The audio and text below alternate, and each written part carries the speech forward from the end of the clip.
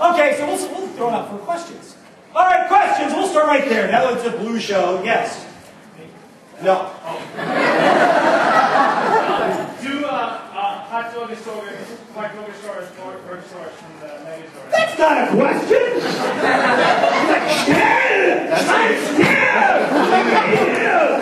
Why don't you jump through this now? Do the funny now. The hot dog store thing from the mega store episode. No. Yes, right there. The distinguished gentleman with the distinguished Chester A. Arthur sideburns. I know. You look good. You were at the last one, weren't you? Yeah. I remember you, yes.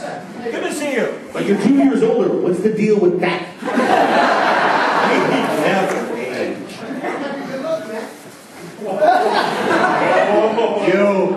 You. What the hell did you do to this? So your question is? I was watching a couple old episodes. You guys dressing up as a monster and a princess. Yeah, we should have taken off those costumes before we went to work, shouldn't we? That's one of my favorite lines, actually. Up to it, princess! And he was like, that's a big skinny monster! So I think that the prop department built this really wacky rig for that tail that I was wearing. And it was like a metal ring that was around my waist, and there was like a thing out the back that the tail was connected to. Well, the very first time we started running around, like I fell on it and I broke it. So in the later shots, you can see it's like lolling haphazardly to one side. Obviously, I have a tail problem. Oh, that's right. Talk about blue humor. No kidding. I mean, I can only repeat this because it was already in the show, so I guess it's okay, but parents, cover your children's ears. But it had the line, you're the bait. I'm the best bait there is. And I got my boots. You can't do that on a kid's show. That's a great line. And you really delivered it with crystal. What? No, you know, my friends in the, Is that Jewish? So does that answer your question you didn't really ask, but we thought we'd run with it anyway? What was your favorite outfit to wear if they put you? Oh yeah, like those would be our favorites. A green spandex dinosaur suit. I love the green. You know, actually, didn't your weird pointy cone hat have a veil too? It had a veil and everything. And as soon as I think I had boots on under it, and as soon as we wrapped, I tore that thing to shreds. See, skull in a dress is funny because it would just piss me off. Pardon my French. And so the more angry I was, the funnier it was to the writer. So, I agree, totally. And I think Tony wouldn't argue either. Tony would agree that the angrier Jason was, the more hilarious stuff got exponentially. in the back. Yeah, you kind of in the back, yeah. Kind of two statements. Don't take this the wrong way, but I'm straight.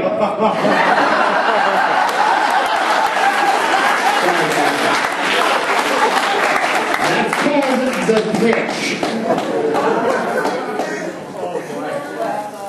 your panel at the last one on video. After, it wasn't until I heard like the kind of acting, coaching, and mental things to get your character down. I never thought Welcome to Skull was that funny. Yeah. But now it's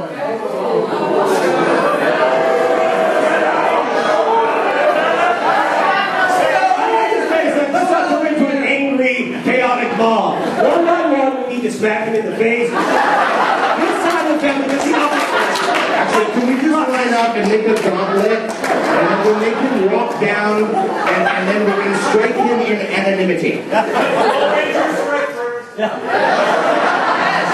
No, please continue. Yeah, please, go on. back and see the stuff you did, and I'm just rolling on the floor laughing now. Well, good, I'm glad. That's because you grew up, man. And I'm serious, because, I mean, a lot of the bits were, obviously, it's like, the Roadrunner. Like when you're a kid, you're like, oh, he fell, who? But then when you are older and you watch it, you're like, man, that is some funny stuff. Right? The writing is funny, man. Like the whole time clock thing, George, like that doesn't do anything to a kid. Kids don't get that, but adults are like, ah, that's some genius stuff. Yeah, we were clearly for the adults. The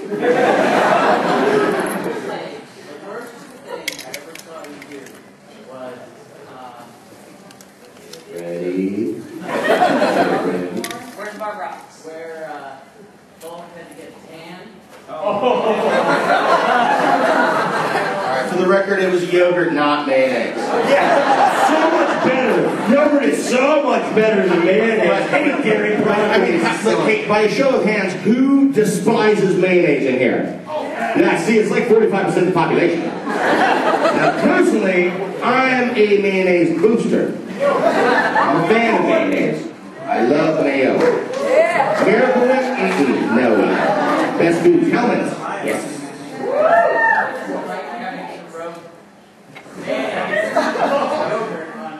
You want a demo? No, it was more disgusting than it looked. Totally. It really was. Because you know what? I mean, yogurt is kind of like fungus, you know? Like mayonnaise might have actually been creamier. But yogurt was like all chunky and weird. And I mean, how do you think I felt? You know, it's like, oh, I got to do another take. Well, you cannot smell through the television. So this is what I want you to do. We're going to go home today. Okay, take whatever yogurt you have out of the fridge and put it on the counter. Let it sit there. Put a hot lamp on it for 12 hours. 12 hours. Then get one of your good buddies. Have him run around the block a couple times so he's really smelling good in these areas. Then add them together. Okay, next. Over here on the side. Hello, guys. I'm Dan. Hi, Dan. We met. Hi, Dan. How are you? Dan. Was any of your stuff improvised? Yeah, that's funny, man. It was funny. I mean, that's the thing. We would get scripts that were kind of bare bones, minimum outline of what you need to do. What do you mean, like where it said Vulcan's go do something funny? Yeah, so and quite frankly, if it wasn't for our ability to improvise, I don't think we would have had these roles. This is useless. No, but also, I mean, being given the freedom from certain directors, you know, to actually improvise. I mean, there's a couple directors that we worked with that did not want us to do stuff off the cuff because it gave them a more difficult job of trying to capture the wacky, woogity, woogada, as we called it. But some of the guys were like really cool. Like Terry would let us do basically whatever we wanted, and he would just make sure he had a new camera rolling that was on a medium lens, so when somebody flew out of the frame, oh, my big fight scene at the beginning,